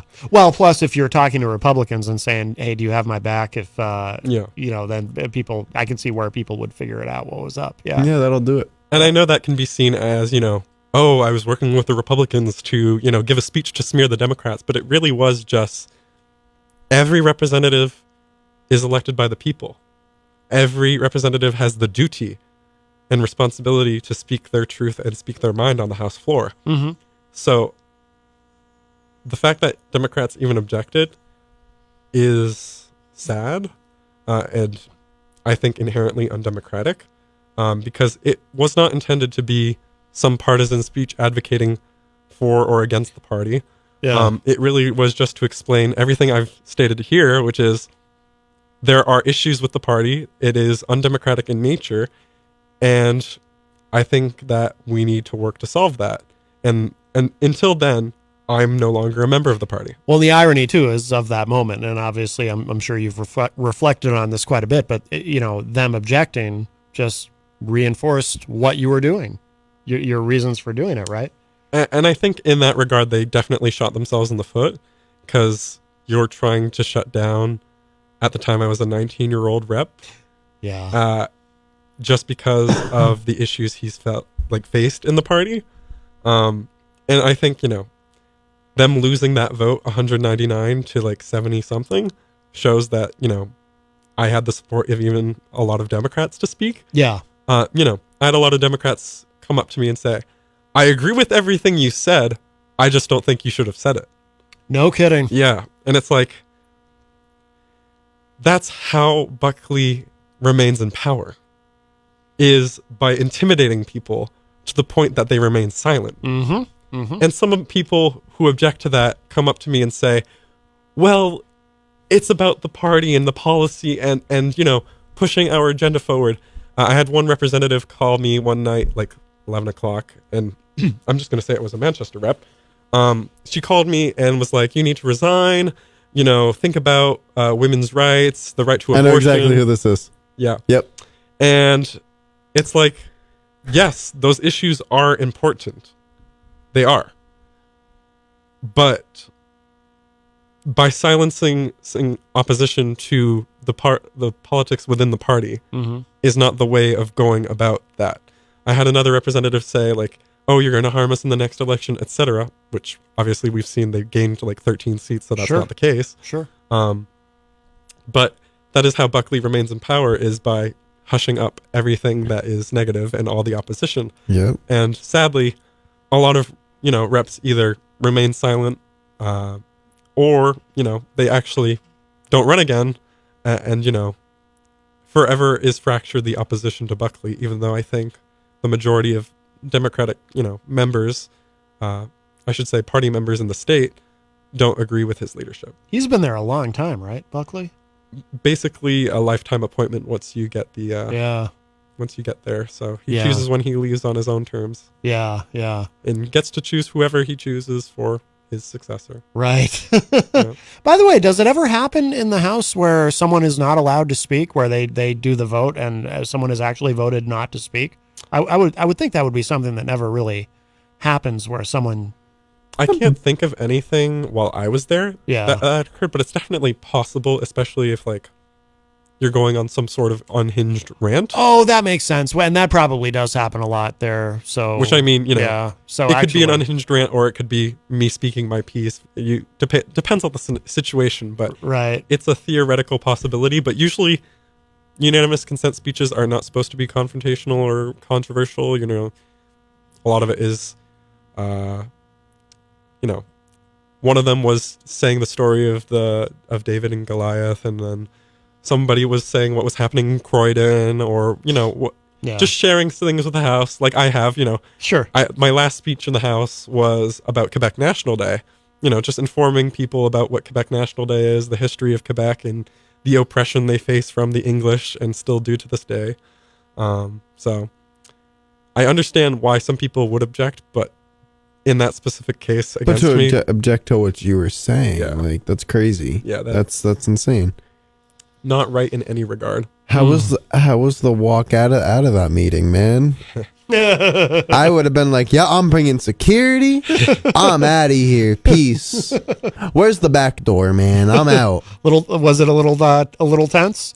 To say the least. Yo, man. Nope. A lot of people were avoiding me that day as well for the rest of the day, and even up till the end of until I resigned, some people were still avoiding me. Yeah. Because obviously they don't want to be seen as close to the person that went against Buckley, first of all, and second of all, the person that went against the party. But nobody else would go against Buckley. Yeah, no one in the House dared to leave the party or go publicly about what he's done.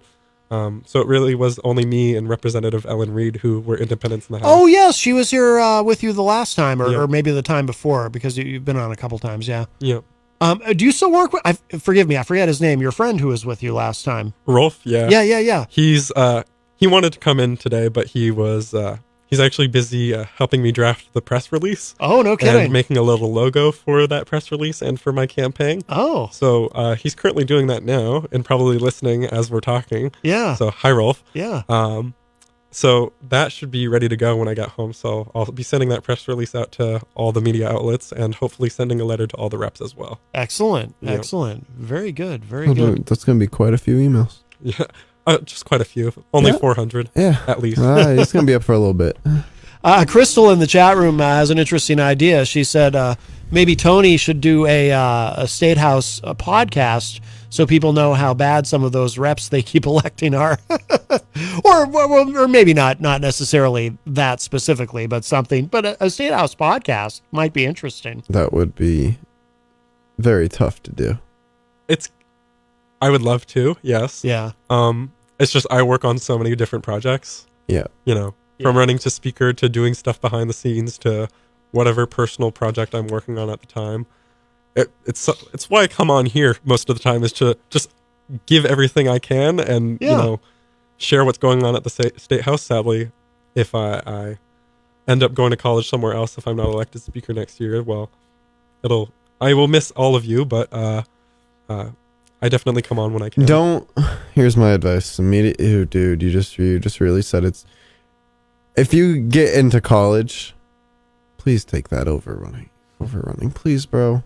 Please.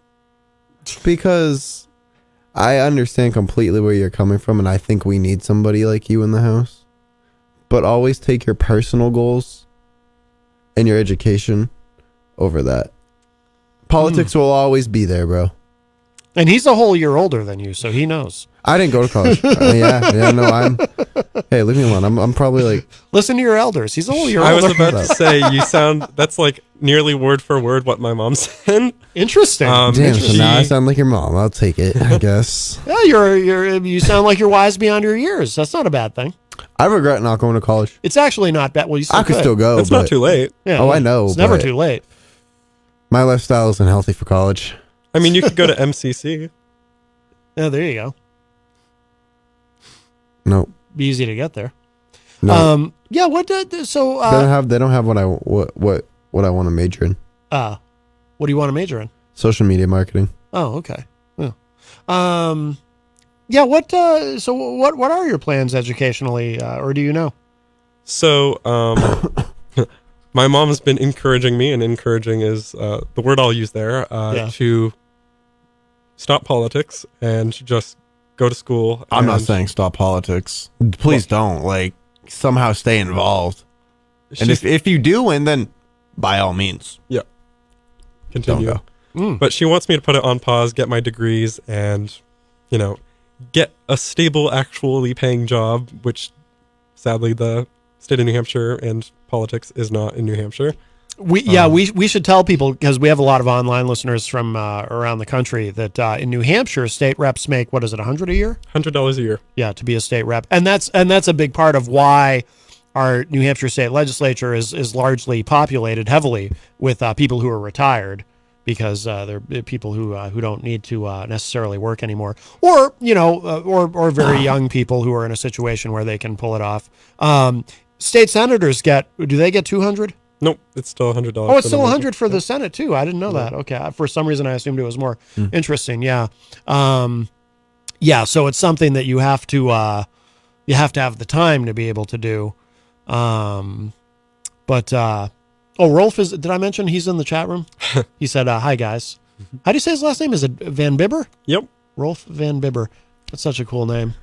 And I can tell you the story of how I met him again, but oh yeah, I was a senior in high school, and I was thinking about running for school board, and he was a freshman in high school, and I met him on the community council, the student government at Sauhegan, and he was running for a position on there, and I was listening to him speak, and I saw a lot of myself in him, and he was really smart for his age, and he knew what he was doing, and obviously I started talking to him right after that meeting. And ever since then, I think, it was best friends at first meeting. So yeah. Ever since then, he's been my campaign manager and my legislative aide and all that. But he's always been there for me, and he's a great man. Yeah, absolutely. Absolutely. Well, we're actually, geez, it's almost 5:30, so we got to get to a break, show some love to our amazing sponsors and play something. And then, Tony, it's up to you. You're welcome to stick around for the last segment. We'll probably get into some other stuff just briefly. I don't know if you have to go. I know you got a lot going on, or you're welcome to stay. Whatever, totally up to you. No pressure either way. But are you staying around? You sticking around, Reckless? Reckless is here. But we'll play a song, and like I said, we'll show some love to our sponsors, and then we'll come back and remind everybody, of course, about the Miracle on Elm Street coming up next week. But very, good luck with everything, Tony. And again, I'm very happy that you came in and gave us the scoop today. So I'm glad you reached out. Oh, by the way, so the press release is going out tonight. Yep. Is that why you wanted to switch to today? I'm just curious because initially you had asked me about tomorrow. Yeah, I wanted to do everything tomorrow, but I sadly work tomorrow because I actually have to work to make a living. Yeah. So I pushed it forward to today, so it's a little bit rushed, but we work around it, and Rolf's waiting for me at home, and we're gonna work on that. So. Excellent. All right. Well, thank you again, and good luck to you. Oh, also too, website or anything people should know, social media people should know about. The website has not been updated yet, but when it is updated to be the speaker election website, it probably should be in the next few days. That would be TonyLaBranch.com. Should probably spell LaBranch because it's got an extra vowel in there. People might not know. So LABRANCHE. All right, very good. Yeah. All right, Tony, wonderful. Thank you so much. And let's hear a little bit of, she's coming in not next week, but the week after for a in-studio performance, Molly Diago. Haven't played this in a while. This is her She don't like me. Her single End of the World. She doesn't like you. We'll get into that after. All right, yeah, I'm curious. All right, more to come.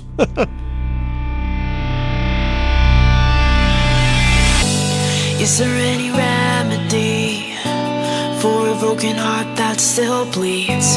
Show me how to sew it all up. Feeling like there's nothing left. Blend you in a cause and effect.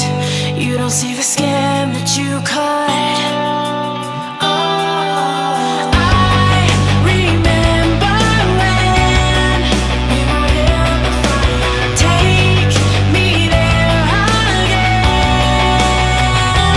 If I had to make this right,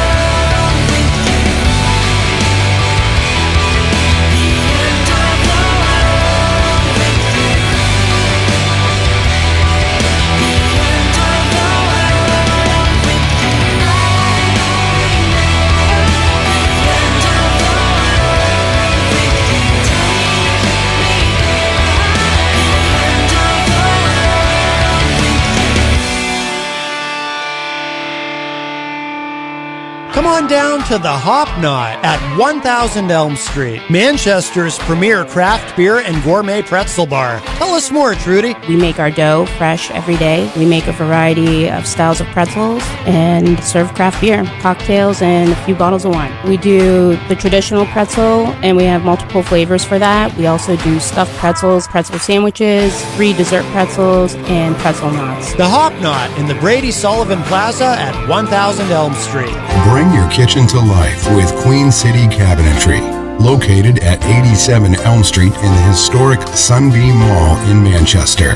Open Monday through Friday, 9 a.m. to 5:30 p.m. and Saturdays, 10 a.m. to 2 p.m. They can be reached at 603-222-2007 or on the web at queencitycabinetrynh.com. Come see the possibilities. Queen City Cabinetry, another proud sponsor of WMNH. Clemento's Pizzeria, family friendly, awesome for a date night. Clemento's Pizzeria. For delivery, call 603-782-8450. Clemento's Pizzeria, the best pizza in town. 1875 South Willow Street in Manchester, New Hampshire. Best cocktails around. Come in as friends and leave as family. This hour on WMNH is sponsored by CGI Business Solutions, located at 5 Dartmouth Drive in Auburn. They serve all your business needs, including employee benefits planning, corporate design and business administration, investments and wealth management, and customized business insurance solutions. Their phone number is 866-841-4600 or on the web at cgibusinesssolutions.com. Hey, Maddie, are you excited for the holidays? I am, Peter, but I hope that Santa makes it to every kid's house in Manchester this year. Yeah, I'm worried about that too. I know how you can help, though. Wow, Peter, tell me more. Well, I know the people of Manchester will band together to help our kids. It's going to be a miracle on Elm Street. Peter, I believe in the people of Manchester too. What do we need to do?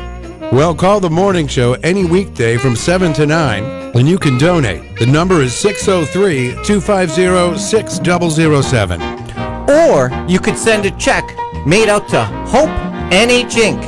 and send it to 1045 Elm Street, Suite 300, Manchester, New Hampshire, 03101. Care of The Morning Show. It's a miracle on Elm Street. WMNH, rip the knob off.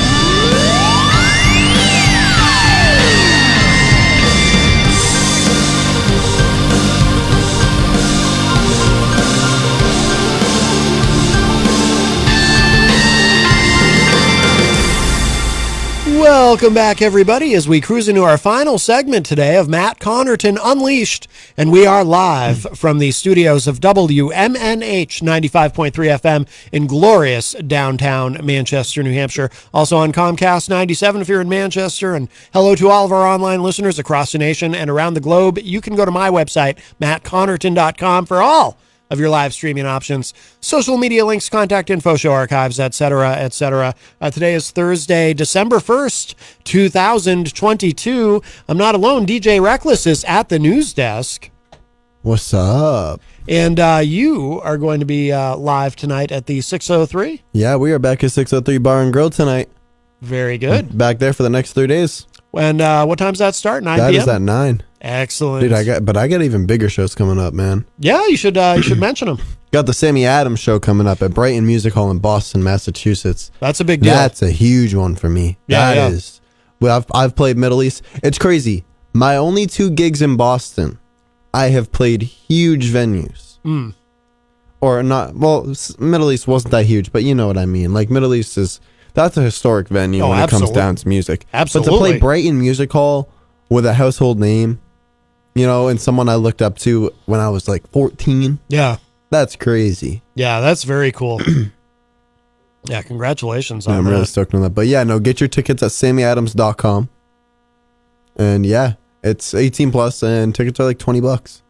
Very good. Very good. When is that? That is December 18th. Okay. Oh, no. Or no, Not far. 17th. It's December 17th. Excellent. Because the 18th I'm playing in Lowell. Yep. Oh, okay. Where in Lowell are you playing? Smokehouse. It's a little club out there. But yeah, no. I've never been there before. I'm opening for somebody there. Somebody's one of the promoters' birthday bashes, and he wanted me to play, and I was like, sure, I'll do it.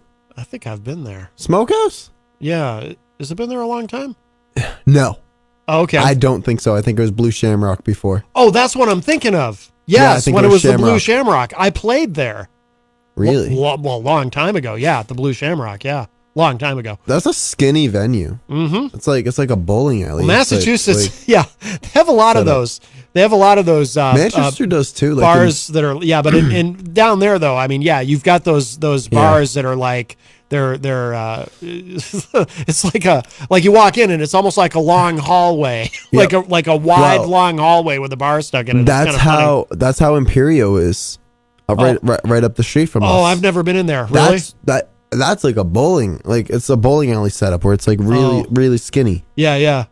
And I'm like, how do you fit 150 people in here? Yeah, somehow it works. But yeah. Yeah, it's funny. Yeah, that's like kind I've of played basements bigger than this. Yeah, but yeah, that's a Massachusetts, like a Boston area thing with bars. Yeah, it's kind of funny. But yeah, but this weekend you're at 603 tonight, Friday and Saturday? Yep. Outstanding. I'm excited because Saturday I'm headlining, so I'm getting to do like the last hour and a half by myself. Oh, good. So I good, get to just chill out. And you got some fancy new gear I do. with buttons and knobs and faders. I'm redeeming myself from last Wednesday and that whole fiasco of my 22nd birthday party and me absolutely being 22 years old and you drinking too much alcohol. Oh, yeah. That was one. That was a night. Well, you know. Woke up with a broken phone screen. I'm like, how did I get here? Oh, for real? Yeah, my phone screen's broken. Oh, jeez. That's fine. I figured out how I did it. Apparently, someone's like ran into me, and I was like, "Oh man, it's okay." Picks up my phone. "Ah man, it's all good. I'll fix it." Yeah, no, just know that if there was no liquor in me, I've been pretty mad. But yeah, we were chilling. Yeah. Well, your phone still works. Yeah, shout out to DJ Kalo and DJ Marco for coming out that night and absolutely killing both their sets, and Marco for absolutely carrying me because I could not DJ apparently. Oh. Yeah, no, I didn't know what was going on. Mm-hmm. It's quite the night. Well, very good. Well, and happy birthday. I haven't had a chance to say that to you on the air. I know. Did you enjoy your calzone? Not yet. Okay. Oh, it's still there in the fridge? Not yet. Did you hide it? Yes. It's hidden in the fridge? Yeah, it's gone. Smart. You're not getting it. Oh, it is gone. No. I thought you didn't eat it yet. What you don't see, you don't know. That's I'm protecting right. that thing at all costs. That's right. As you should. If you'd like to get in with a call before we run out of time today, 603-250-6007, 603-250-6007. You can also text me at 617-917-4476. Tweet me at Matt Connarton, and don't put that off because Twitter could go at any time. And, of course, you can interact and opine in the Facebook live chat. You can email me, matt@mattconnerton.com. But the best thing to do so that we can hear and enjoy your dulcet tones is give us a call at 603-250-6007. Also, I want to remember to thank the Hop Knot. By the way, tonight is trivia night at the Hop Knot because it is Thursday for the $25 gift certificate that they have donated Shout out to them. Yes, shout out to them. Of course, we love the Hop Knot, and they have donated the gift certificate to the Miracle on Elm Street. So it goes into the raffle. Of course, the Miracle on Elm Street is a toy drive for Manchester's kids through the Manchester Housing and Redevelopment Authority. So this will be the third one, the third annual Miracle on Elm Street. And what's going to be happening this year, of course, WMNH as always is involved very much. Peter White will be broadcasting from here for most of the day. It'll be like an extended version of the morning show well into the afternoon. I'm not sure exactly what time he's going to finish up here. He said I can come in early. You know, I usually start at 4, but he said I can come in early that day. And then the official party The annual Christmas party starts at 4 p.m. at Bonfire, so Peter will be there at that point. And Let me DJ it. Ooh. Please. I know I got to talk to Pat about it, but Yeah, talk I to him. want it Yeah. so bad. But so that's when the official party starts at 4 p.m. at the Bonfire. So and I will be here, and I am. I don't think I've even mentioned this to Peter, but I'm gonna try to keep my show kind of clear of, friends of the show, of course, can still come on, but I won't be booking any official guests like we had today, for example, with Tony. I won't be booking any official guests that day, so I can keep things kind of open. If Peter or anyone else, for that matter, wants to call us from the Bonfire to talk about what's happening there. Let's see. We have a call. We'll grab this. Hi, welcome to Matt Connarton Unleashed. Who's this? Hello? They hung up. I heard them hang up, literally. That's what that crackle was, I think. Yeah, I heard a series of clicks. I don't know. Okay. Maybe it was the Phantom. Maybe it was the Phantom. Maybe it was the Phantom Gourmet, because we were talking about calzones. I think they're trying again. Hi, welcome to Matt Connarton Unleashed. Who's this? Hi, Matt. It's Gary. Hey, Gary. What's up? I called the morning show and talked to Peter about yesterday's show. And yes, he was saying how you were crying and everything, and I was crying. I said, no, Matty didn't cry. I said, Matty was on the verge. He was just, right there. And I called him, and I was crying, about what was going on about the song. He said somebody called him yesterday or whatever and said that, there was a big cry fest and Matty was crying all over the place and Gary called and cried. And so I called him this morning. I said, no, I says, Matty was just, I was there for him, and just saying, hey, real men cry, and, but I just got emotional about the song. And he goes, oh. I said, yeah, the song is Songbird. I said, it's a very beautiful song. And he goes, well, you guys are crying? I said, well, didn't you cry when your grandma passed away? He goes, well, yeah. I said, okay. So, it was just an emotional time with that song. And he goes, oh, okay. So, and then I said, it's okay to cry. And I said, but it was just something we heard that song and it really, it struck a chord, being musicians. Right. Yes, exactly. And, hey, at least we didn't cry like Easy G. That would have been embarrassing. Oh, yeah, that's a shame. Right? Yo, you are... Gary, are you still there? Oh, I think we lost him. Sir, you need some T-Mobile service. Come on down to 7 Colby Court, Bedford, and come see your local T-Mobile sales rep, Christian, there. All right, he's just calling back. Gary, is that Round you? 3. I am now. Yeah, I got a drop call. Sir, do you have T-Mobile? Yeah, I got a drop call. So. Sir, do you have T-Mobile? Yes, I have T-Mobile. Oh, you have T-Mobile. Do you have the Magenta 55 Plus plan, sir? Just kidding. Yeah, around this time. Wait, you're getting dropped calls, man? Come in and replace your SIM card. Come in and replace your SIM card. I'll give you a free phone. That real men do cry. Real men get phones, too. Yes. From T-Mobile. Well, I didn't actually, I didn't cry, but I did get... no, that's what I told him. I said, Matty held it. I got a little... Matty's a pro. I said, Matty's a pro, I did get a little, I did get choked up. But yeah, he got a little, he got a little verklempt. Were we crying over Christina McVeigh or whatever her name was? Christine McVie. There was a little verklempt. McVeigh. Yeah, okay. Yeah. I'm sorry. I'm sorry for your guys' loss. Thank you. Yeah. Thank you, I'm Reckless. gonna be real with you. I've never heard a single song from So I got your back, Matty. Hey, yeah, you're a real man. I am a real man. Anybody can wear leather pants. You're a real man. I can. There's pictures of me online now. Hey, actually, yeah, real men wear pink, and some they wear those leather pants. Those are real men. So you've been to my OnlyFans. Yeah, wait, what? You always talk about, Yeah. Hey, subscribed. And of course he did. And Jenny that's said, all that noise really I'd be hearing in the house. So. I knew there was something going on. I just wanted to get in a few minutes and, just tell say yeah. And so Miss La Liberty called and said that she dropped a man because he cried, and I said, Now, Joe Lar. Well, hey, maybe she didn't like guys like that. She's Now, Joe Lar is in the Like, chat room and says that you're exaggerating, that no one actually said the word cry fest. Whoa. Oh no, Throwing shade. Peter said it this morning, cried, shots. Yeah. Now, the thing about me is, I don't know if you know this, Gary, but I can get choked up, but I cannot actually cry. I was born without. That's what it was. I said I was born without. So if I kick you in the jewels, you're not going to cry? I was born without tear that ducts. song really got to me. Yeah, it's a genetic thing. My dad doesn't have them either. Oh, is it really? Yeah. We don't have tear ducts, so we don't actually cry. That joke I just made is there's really no messed crying. up. There's no crying in radio, but That's unless you right. call. Thanks. Yes. Well, yes, I did. I did hear the. I did hear all of it on the morning show, and of course, I took no offense. I thought it was funny, but I did get emotional. I was emotional. Yes, that song. Yes, I know that. Hearing That's that why I song, had to really. call, but I didn't think I was going to cry. But Yeah. I couldn't hold back. That's a beautiful song. Yeah. It brings back a lot of memories.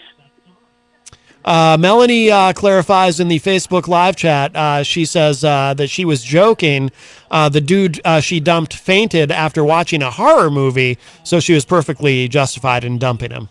No. Oh, that's why. Mhm. Yeah. I like Melanie. Of you know? course, absolutely. I have no beef, like they say. You know, like you're the not children beefing. say, I have no beef.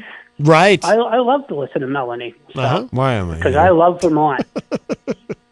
Yes. Vermont is a cool place. I love Vermont. Yes. There's nothing in Vermont. It's a one.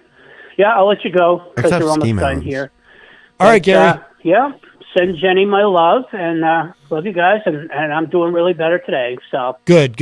All right, Gary. love you guys all. All right, we love you. Thank you for Bye-bye. the call, my friend. Bye-bye. That was interesting. Yes, I was reminded of a moment from Terminator 2. Why you cry? Oh. Wait a minute. I don't know why you cry. That's when the Terminator It's learns. something I can never do. See? It's something he can never do, the Terminator. He can never cry. Oh God. You know, he brought up leather pants, right? Yes.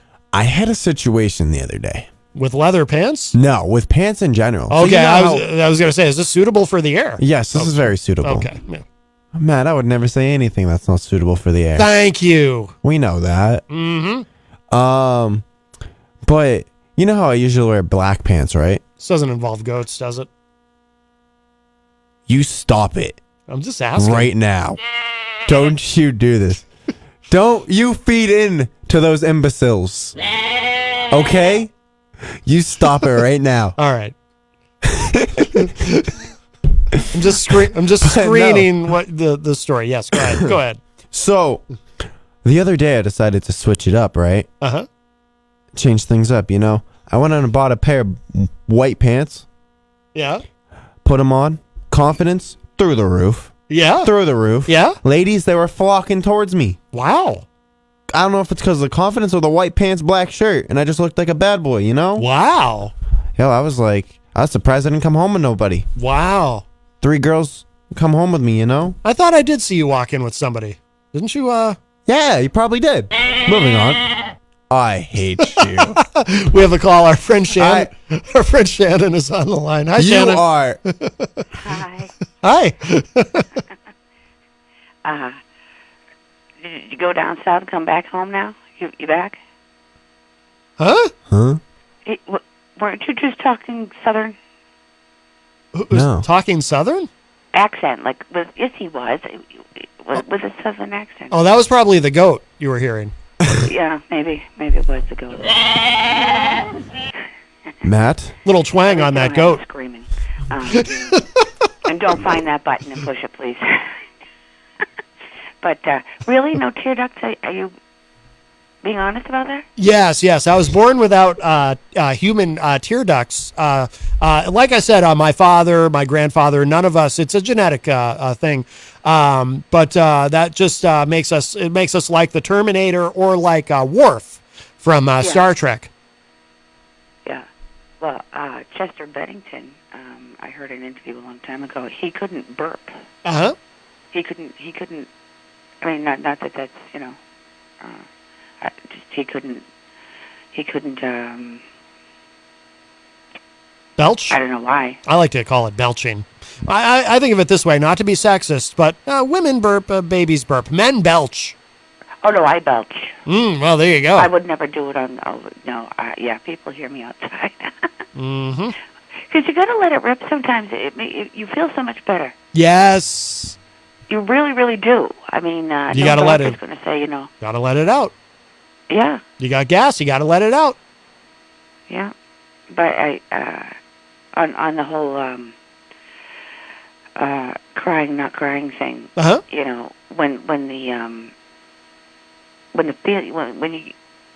When you're in the moment and you just gotta cry, you just have to, because if you try to hold back and just go back to it later, it just doesn't work that way. You gotta just let it go at the moment. You know? Right. Yeah. You can't delay the crying. It's got to be done immediately. Is what you're saying, I think. Yeah. So. Yeah. Well, why did DJ Reckless get so quiet? Huh? Honestly, I don't know. Say sexy. Huh?